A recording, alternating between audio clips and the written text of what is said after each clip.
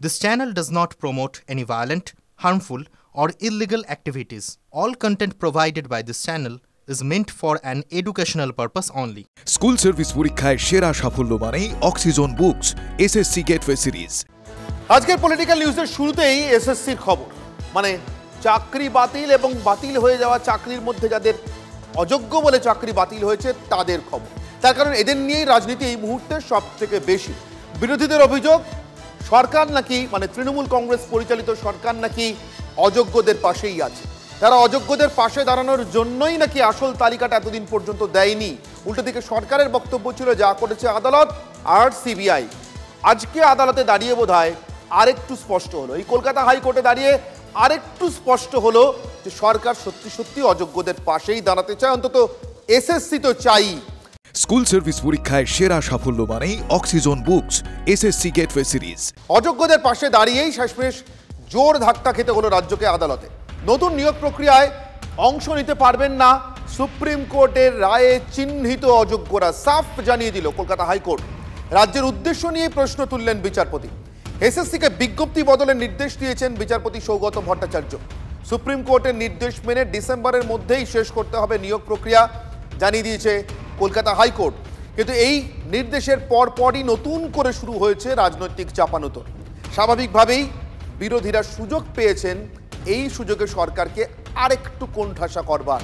যেভাবে হাইকোর্টের নির্দেশে পিছু হটতে হয়েছে এসএসসিকে, এবং যে নির্দেশে এসএসসির পিছু হটতে হওয়া সেই নির্দেশের প্রক্রিয়াটা, অর্থাৎ সওয়াল জবাবে কল্যাণ বন্দ্যোপাধ্যায় সাংসদ, তৃণমূল কংগ্রেসের সাংসদ, লোকসভাতে মুখ্য সচেতক, এবং যে কল্যাণ বন্দ্যোপাধ্যায় তৃণমূল কংগ্রেসের বর্ষিয়ান নেতা, তিনি সরাসরি সওয়াল করতে নামেন, যে সওয়ালকে আসলে অযোগ্যদের হয়ে সওয়াল বলে অভিযুক্ত করছেন বিরোধীরা।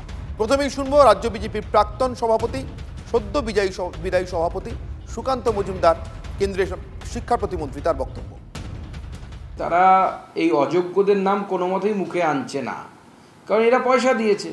ঠিক যেমন আগেকার দিনের মহিলারা সম্মানের জন্য ভাসুরের নাম মুখে আনতেন না, সেই রকম তৃণমূল কংগ্রেসও, যেহেতু তৃণমূল কংগ্রেসের এই অবৈধ চাকরি প্রার্থী, অর্থাৎ যারা টেন্টেড, যারা আমাদের কোর্টের ভাষায়, তারা পয়সা দিয়েছে, তো যাদের পয়সা নিয়েছে তো তৃণমূল সে তাদের প্রতি তাদের বিশ্বাসযোগ্যতা বা তাদের যে আনুগত্য, সেই আনুগত্যটা বারবার প্রমাণ করার চেষ্টা করছে। আর জানে তারা যে যদি তাদের নাম বলে দেয় তো তারা তো ছেড়ে কথা বলবে না, তারা তৃণমূলের লোকাল নেতাদেরকে ধরে পিঠের চামড়া তুলে নেবে।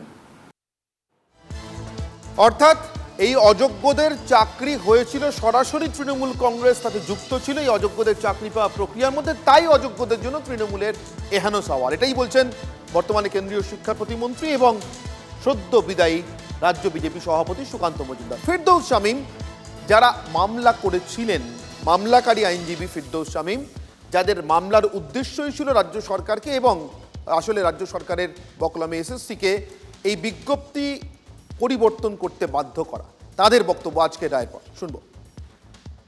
মহামান্য বিচারপতি বললেন যারা টেন্টেড ক্যান্ডিডেট তাদের নতুন নিয়োগ প্রক্রিয়ায় বসতে পারবেন না। ইভেন যারা অলরেডি অ্যাপ্লিকেশন করে ফেলেছেন, যেহেতু 14 তারিখ থেকে অ্যাপ্লিকেশন শুরু হয়ে গেছিল, তাদের ওই অ্যাপ্লিকেশনগুলো ক্যান্সেল করতে বলেছেন। এবং নিয়োগের যে বিধি পরিবর্তন, অর্থাৎ ওই নাম্বার ডিভিশনের যে পরিবর্তন, তিনি ওই পয়েন্টটি এন্টারটেন করেননি। ফলে সেই পয়েন্ট নিয়ে বলেছেন যে না, যেমনভাবে চলছিল ওইভাবেই চলবে।